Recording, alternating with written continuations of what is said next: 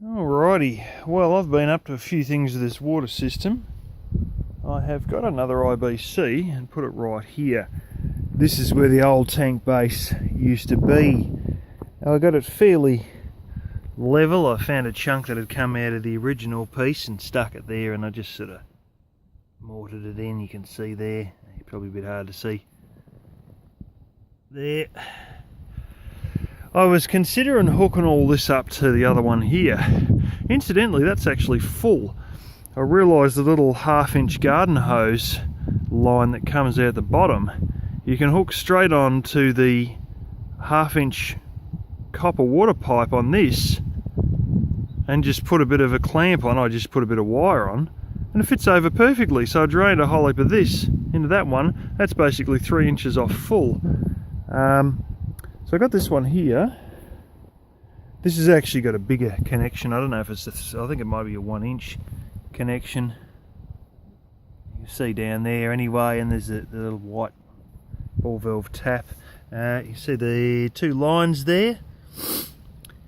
Well, one of those, well, both of them go through the bottom here, one of which is connected to that second line that I put in with the black line. So that goes right through to the laundry.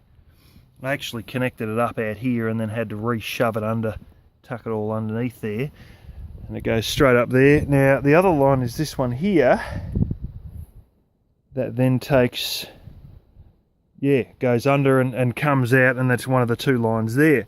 The idea being I'm going to get rid of this and put me little, I've got to get another piece of timber to go from here up. I've actually already got the mounting brackets too to go and stick in like a little, it's like a drench container, a water container thingy, and they, you know, the little cube ones you get, and so I got the mounting brackets and everything to put a cube one. So I got the filter, leaf filter thing there. I'm going to have the cube one there, and you get a little tap, which I've actually got a spare one that fits in the bottom here, and those little taps, the outlets on them also fit these 1/2-inch garden hoses fairly well, and then that'll just drain out into there. The only thing is I've got to keep it pretty much above the top of that IBC, which may be a little bit of an issue. So there's a chance that this will only ever actually get 3/4 full or something like that, or maybe half. That's not a problem anyway, as long as it gets something fairly worthwhile in it. We're looking at a fair bit of rain, well, sort of tonight and mainly tomorrow, and then a day with nothing, and then another day where it's going to be more than 1 inch. So this is Sunday. We're getting rain on Monday and quite a substantial amount on Wednesday. This is where it enters. This is the little thing I done here. 2 pipes come in. The other hole that I accidentally hit, I've covered that. Oh, this is all sheet metal. I made that using a angle grinder, a pair of tin snips, and a bit of chalk, and a ruler to measure things out, and that cover's gone over quite nicely. And I've gone and put a couple of old bricks. There's actually a rock inside there, and just mortared all that in. That's to protect the lines from getting kicked off by sheep. And so in due course I'll eventually hook a few things up, and I'll put my tub inside with the ball valves, and then I'll probably show you again when it's all actually fully functional, and that will be the day. So a lot of this soil still hasn't softened much. I've been cleaning out the gutter around the other side too, the green gutter, and I had to cut my way in through all the box thorn, because there's quite a bit of box thorn around there, but you probably still see the ladder over there. My gosh, it had a lot of cypress pine in it, phenomenal amount actually.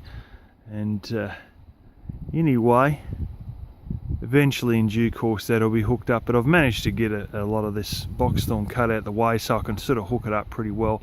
you might be able to see the jasmine bush there growing on the top of the blooming veranda again. I cut off a huge heap and pulled it all off originally, and yeah, it just sort of keeps liking to go up there again.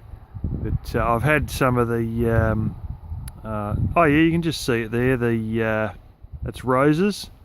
Some of that getting behind the gutter. It bloody does it all the time, and then it gets underneath some of the beams that hold the veranda up and all that, like the little rafters holding the veranda up. So I gave that a damn good prune as well.